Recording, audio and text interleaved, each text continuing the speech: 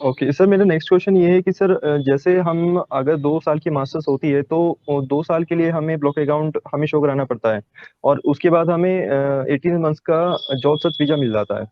तो sir 18 months की job search वीज़े में जो क्योंकि सर उसमें तो ब्लॉक अकाउंट हमें शो नहीं करानी होती, तो उस टाइम पीरियड में हम कैसे अपने एक्सपेंस को मैनेज करें, क्योंकि सर उस टाइम पे तो हमें जॉब ढूंढनी है, और जी। पार्ट टाइम जॉब पे भी हम डिपेंड नहीं रह सकते, और ब्लॉक अकाउंट भी हमारे पास नहीं है, तो फिर उस हम्म टाइम पीरियड में हम कैसे अपना एक्सपेंस मैनेज करेंगे? ये अच्छा क्वेश्चन आपने किया है, और ये काफी प्रॉब्लम आ जाता है इस पे। मैंने एक वीडियो में एक थोड़ी सी हल्की सी बात की भी हुई है इस टॉपिक के ऊपर कि देखिए यार, उसमें ये है कि जब आप पहले 2 सेमेस्टर्स में या पहले 4 सेमेस्टर्स में जब आप पढ़ रहे हो, तो उसमें प्रेफरेबल यही है कि आप, जो जैसे होता भी है, कि आप अपनी स्टूडेंट जॉब या हीवी जो भी आपको मिली हुई है, आप उसको मेंटेन करने की कोशिश करें। ठीक है। Okay okay. ताकि जो आपको ब्लॉक्ड अकाउंट के पैसे आ रहे हैं, 850 860 यूरो जो आप निकाल सकते हैं एक मंथ में, वो सारे के सारे आप उसको जो है ना वो इस्तेमाल ना करें। वो आपकी जो स्टूडेंट ओके जॉब है वो उसको बैलेंस आउट करते रहें। लेकिन स्टूडेंट जॉब भी मैंने ये कहा है कि उसको भी पूरी प्रेफरेंस नहीं दे देनी, वो भी जो है वो एक हद तक करनी है, पढ़ाई को पहली प्रेफरेंस देनी है। राइट इसके राइट राइट सर।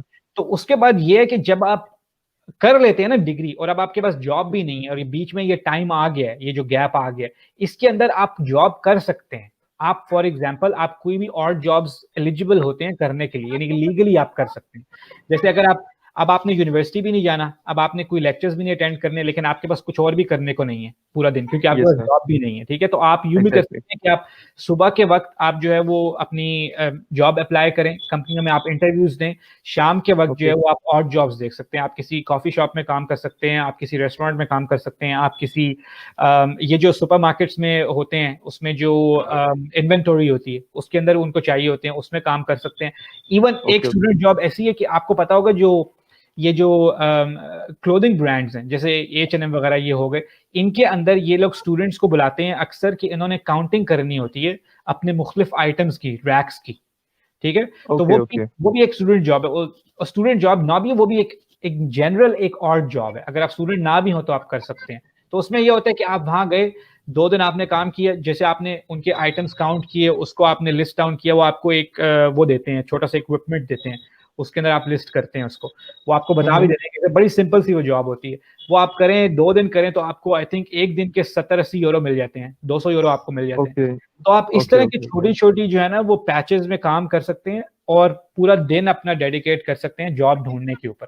मगर अब पहले से भी मैं यही कहूंगा कि जो पहले आपके 4 सेमेस्टर हैं उसमें भी आप ये जहन में रखें कि हाँ, मेरे पास ये सिचुएशन आगे आएगी। इसीलिए मैं ये कहता हूँ कि जो जो 1.5 साल का टाइम मिलता है ना, जिसने इंटर्नशिप्स पहले नहीं की होती, अगर आपने अपनी हम्म। पढ़ाई के दौरान इंटर्नशिप्स की होंगी तो आपको 1.5 साल नहीं लगेगा जॉब ढूंढने में। फिर आप जो है ना ओके वो ओके सर। मोस्ट प्रॉब्ली आप पहले 6 महीने में ढूंढ लेंगे, क्योंकि आपके ऑलरेडी कनेक्शंस होंगे इंडस्ट्री के साथ। राइट राइट अगर आपने कुछ भी राइट। नहीं किया, आपने समझे 2 साल यहाँ सिर्फ पढ़ाई की है, कोई इंटर्नशिप नहीं की, कुछ भी नहीं किया, फिर आप बिल्कुल जो है ना वो एक स्ट्रेंजर होंगे जॉब मार्केट के अंदर, और हम्म। तब आपको इतना लंबा टाइम लग सकता है। इसलिए मैं आपको ये कहूंगा कि मैं अपना आपको एग्जांपल ये दे देता हूँ कि मैं job seeker visa, job search visa पे मैं कभी गया ही नहीं था। मैं जब अपना स्टूडेंट था फाइनल सेमेस्टर में, तो मुझे उसी वक्त फुल टाइम जॉब जो है वो ऑफर हो गई थी, क्योंकि मैंने उससे पहले ओके ओके। इंटर्नशिप की थी। तो इसलिए मैंने ये फेज गुजारी नहीं है, लेकिन मैंने लोगों को देखा है ये फेज गुजारते हुए।